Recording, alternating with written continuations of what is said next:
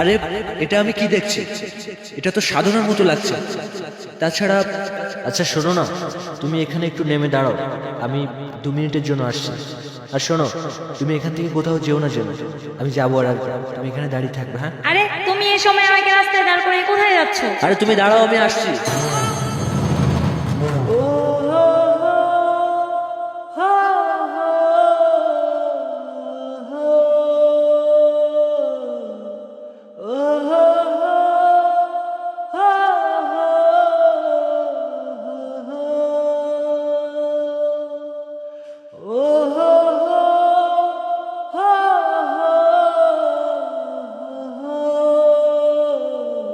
আরে সূর্য ওই মেয়েটার কাছে যাচ্ছে কেন?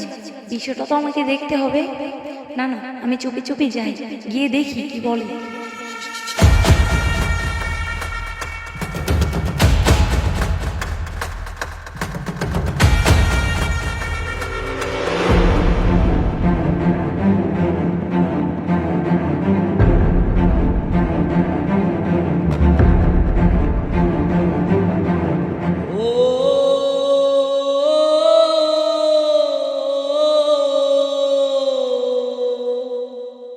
সাধনা, সাধনা তুমি এখানে?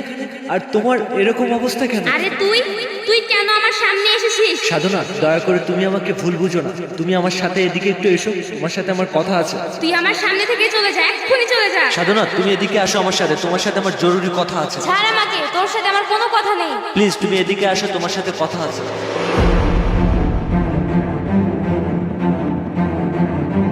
তুই ছাড় আমাকে, কি চাস তুই আর আমার কাছ থেকে? আমার কথাটা তো তুমি শোনো, আমি কি বলতে চাচ্ছি আমার কথাটা তো একবার শোনো। তোমার এই অবস্থা কেন? আমার এই অবস্থা তোর জন্য লাভ কি? দেখো সাধনা, বিশ্বাস করো আমি লাভ লসের হিসাব করতে এখানে আসিনি। আমার একটাই প্রশ্ন, তুমি এই ইটের ভাটায় কেন কাজ করছো? আমি তোর ভাটায় কাজ করে সেটা দিয়ে তুই কি করবি?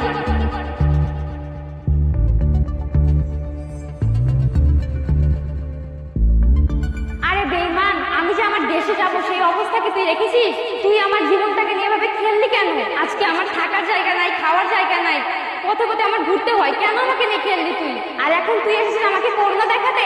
যা, তুই আমার চোখের সামনে থেকে চলে যা, তোর মুখ আমি আর দেখতে চাই না। শোন, এখানে আমি দৈনিক 300 টাকা পাই, সেই টাকা দিয়ে মোটামুটি আমার দিন মোটামুটি চলে যাচ্ছে। তোর মতো ছেলের করুণা আমার লাগবে না, তুই আমার চোখের সামনে থেকে চলে যা। যা এখান থেকে, চলে যা, তুই আমার সামনে থেকে চলে যা। তুই নিজেকে কি ভাবিস? আমাকে করুণা দেখাতে এসেছিস? আর কখনো আমার চোখের সামনে আসবি না তুই, তোকে আমি দেখতে চাই না।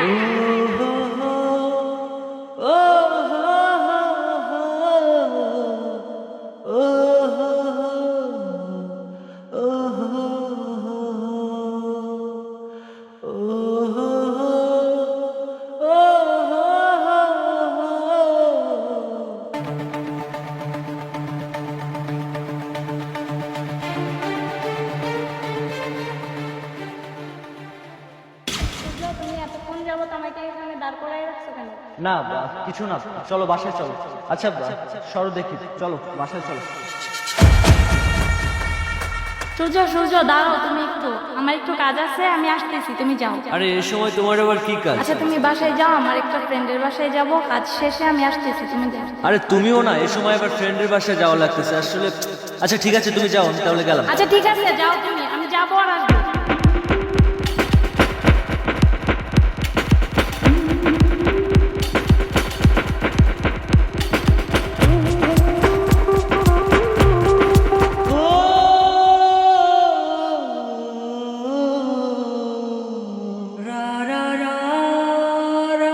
আপু কিছু বলবেন? হ্যাঁ, তোমার সাথে আমার কিছু কথা আছে। কি আপু, একটু পরে বললেন? আসলে আমি কাজ করতেছি তো, মালিক দেখলে অনেক ঝামেলা করবে।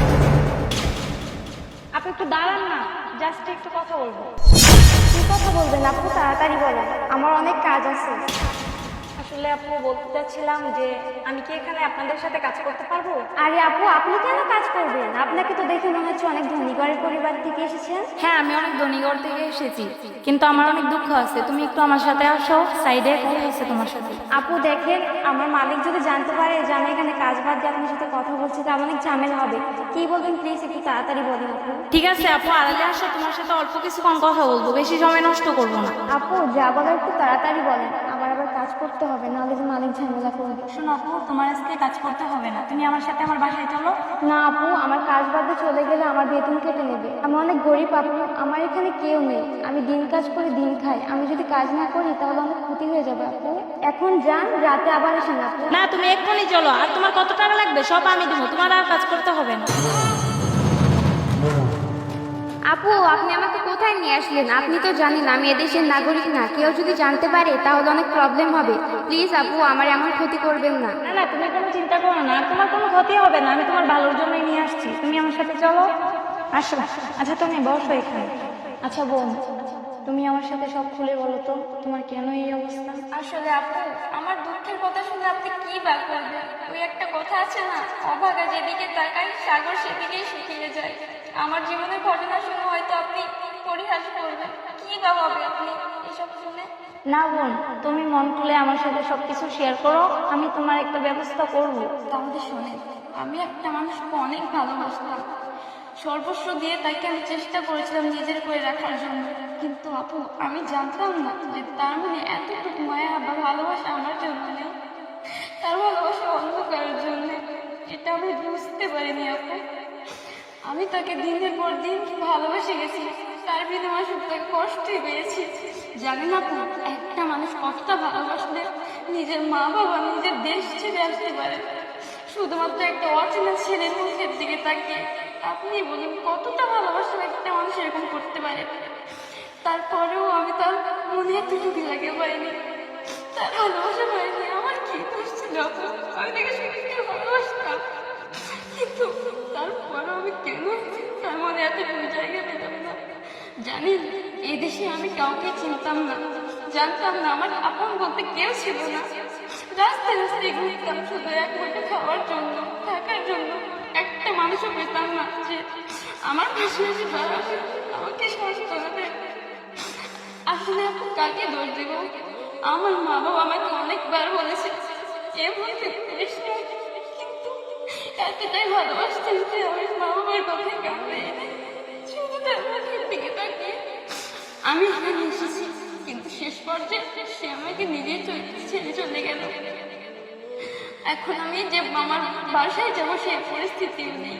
প্রতিটা এখন সবসময় আমার মা বাবার কথা মনে পড়ে যে মা বাবা আমাকে এতটা ভালোবাসতো, আমাকে আটকানোর চেষ্টা করেছিল, মা দিয়ে গেছে, কিন্তু আমি কথা শুনিনি আপু। আমি শুধু এই মানুষটার কথা ভেবে এর ভালোবাসার টানে এখানে চলে এসেছি, কিন্তু সে আমাকে ছেড়ে চলে গেল। কি দোষ ছিল আপু? আমি তো সত্যি ভালোবাসতাম। তুমি আর কেঁদো না, আর নিয়তি কখন কাকে কোন পর্যায়ে নিয়ে যায় সেটা কেউ বলতে পারে না। তুমি আর চিন্তা করো না বোন, আজ থেকে তোমার সবকিছু আমি দেখাশোনা করবো বোন। জানি না আপু, এমন অনেক দিন কেটে গেছে যে আমি রাস্তায় রাস্তায় ঘুরতাম, কিন্তু আমাকে একটা মানুষও ছিল না যে আমার পাশে এসে আমাকে সান্ত্বনা দেবে। কিন্তু আজকে আমার মনে হচ্ছে যে আমি আমার বড় একটা আপু পেয়েছি। জানেন আপু, আমি আপনাকে একটা কথা বলবো, আপনি রাখবেন। আমি তো দিন 300 টাকা মজুরি করে যা পাই তাতে দিয়ে মোটামুটি দিন চলে যায়, কিন্তু প্রতিটি ঘন্টায় এসে তোমার মা বাবার কথা মনে পড়ে যে মা বাবাকে এতবার করে না করেছিল, তাদের কথা আমি শুনিনি আপু। প্লিজ আপু, আমাকে শুধু আমার মা বাবার কাছে যাওয়ার মতো ব্যবস্থা করে দিন আপু। আমি আর কিচ্ছু চাই না, আমি আর এই ছেলে সহ্য করতে পারছি না আপু। শোনো বোন, অনেক কান্না করেছি, আর কান্না করবো না। আর তোমার সাথে যে প্রত্যেকটা মুহূর্ত প্রতারণা করেছে, তোমাকে নিয়ে গেম খেলেছে, তুমি কি চাও না তার শাস্তি হোক? আর আমি তার ব্যবস্থা করব, তোমাকে তোমার বাড়িতে পাঠানোর ব্যবস্থা আমি করব। আমি তোমার বড় বোন, বলেছি তো আমি তোমার ব্যবস্থা করব, কিন্তু তার আগে ওই বেইমানটার সাইজটা আমি করে তারপর তোমাকে তোমার বাড়িতে পাঠাবো। সূর্য, এই সূর্য, এদিকে আসো। কি হলো, ডাকছো কেন? এই এদিকে আসো তুমি। আরে, আপনি কোথায় নিয়ে আসলেন? তো আমাকে জানোয়ারের বাড়িতে নিয়ে আসলেন। আপু, ও আপনার কি হয় আর আপনি আমাকে এখানে নিয়ে আসলেন কেন? শোনো বোন, তুমি মন খারাপ করো না, আর আমি দেখতেছি ব্যাপারটা। সূর্য, এদিকে আসো। হ্যাঁ, ওকে তুমি কোথায় পেলে আর আমাদের বাড়িতে কিভাবে আসলো? দেখ, অভিনয় অনেক করেছিস আর মানুষের জীবন নিয়ে অনেক খেলা করেছিস। এখন এদিকে আয়, তোর সাথে আমার কিছু কথা আছে। দেখ, তুই যখন আমাকে বাইকের সামনে দাঁড় করিয়ে রেখে ওই মেয়েটার সাথে লুকিয়ে লুকিয়ে কথা বলছিলি, তখন আমি সব শুনছি। আর আমার সাথে লুকানোর কোনো চেষ্টা করবি না। কি অপরাধ ছিল ওই মেয়েটার যে তুই তার সাথে এইভাবে খেলা করলি? ও কেন আমাকে জামার সামনে এনেছেন? এই কি দোষ ছিল আমার? তোকে আমি সত্যিকারে ভালোবাসতাম আর তুই আমার জীবনটা নষ্ট করে দিলি। তোর কারণে আমি আমার মা বাবা আমার নিজের সব ছেড়ে এসেছি, কিন্তু তুই আমার জীবনটাকে নষ্ট করে দিলি। কি দোষ ছিল আমার? বল, উত্তর দে তুই। আমার কি দোষ ছিল? কেন তুই আমাকে এভাবে ঠকালি? তুমি থামো, আর আমি ওর বিচার করতেছি। এই সূর্য, এই তুমি ওর সাথে এত বড় প্রতারণা কেন করলে? ওকে তুমি ইন্ডিয়া থেকে বাংলাদেশে এনে ওর সাথে তুমি এত বড় প্রতারণা করলে, আর ওর সাথে তুমি দিনের পর দিন গেম খেললে। আরে এই বেঈমান, তোর দিলের মধ্যে কি একটু মায়া দয়া নেই?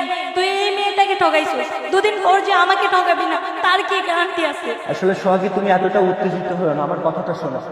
আসলে সত্যি কথা বলতে কি, আমি নিয়তির কাছে একদম হেরে গেছি। আমিও চেয়েছিলাম, আসলে কাকে দোষ দেবো আমি বুঝতে পারছি না। ওকে দোষ দেবো না আমি আমার কপালে দোষ দেবো। আমি মানছি আমি ওকে ভালোবাসতাম, কিন্তু আমি বুঝতে পারিনি। আমি যখন ওকে ইন্ডিয়া থেকে নিয়ে এসেছিলাম, আমিও চেয়েছিলাম ওর সাথে আমি সারাটা জীবন থাকবো, কিন্তু কোথা থেকে কি হয়ে গেল আমি আসলে সত্যি আমি বুঝতে পারলাম না। কিন্তু আমি ভেবেছিলাম ও এতদিন বাংলাদেশ থেকে চলে গেছে ইন্ডিয়াতে, কিন্তু ও যে এভাবে ইটের ভাটায় মানুষের দুয়ারে দুয়ারে এভাবে ঘুরে বেড়াচ্ছে আমি বুঝতে পারিনি। আজকে যখন হঠাৎ ওর সামনে আমি দাঁড়ালাম, তখন আমি নিজেকে ক্ষমা করতে পারছি না। আমি তোমাকে বলতে চেয়েছিলাম, কিন্তু আমি চাইনি যে ওর কারণে তোমার আর আমার সম্পর্কটা নষ্ট হয়ে যাবে। প্লিজ আমাকে তুমি মাফ করে দাও, আমি আসলে অনেক বড় ভুল করেছি, আমাকে তুমি ক্ষমা করে দাও। ক্ষমা? তোকে ক্ষমা করবো? কখনোই না। আমার কি ছিল না, একদিন আমার সব ছিল, তারপরে আমি তোকে ভালোবাসতাম, সবকিছু ছেড়ে দিয়েছি শুধু তোর কারণে, কিন্তু শেষে তুই কি করলি? আমার জীবনটাকে শেষ করে দিলি। আমি আল্লাহর কাছে সবসময় দোয়া করি তুমি আর বিচার করো, কারণ আমি তোকে কখনোই ক্ষমা করতে পারবো না, তুই আমার সাথে যেটা করেছিস। আর তোমার বাড়িতে যাওয়ার ব্যবস্থা আমি করে দেবো। তুমি তোমার বাবা মার কাছে আবার আগের মতো আদরে থাকবা। আর শোন, তোর মতো লম্পট ছেলের সাথে আমি কখনোই সংসার করবো না। তুই তোর মতো থাক। চলো বোন, আমরা আমাদের মতো চলে যাচ্ছি। প্রিয় দর্শক, এই ধরনের প্রতারক থেকে আমরা সবাই সতর্ক থাকবো। ভিডিওটি ভালো লাগলে অবশ্যই সবাই শেয়ার করে দেবেন। সবাই ভালো থাকবেন।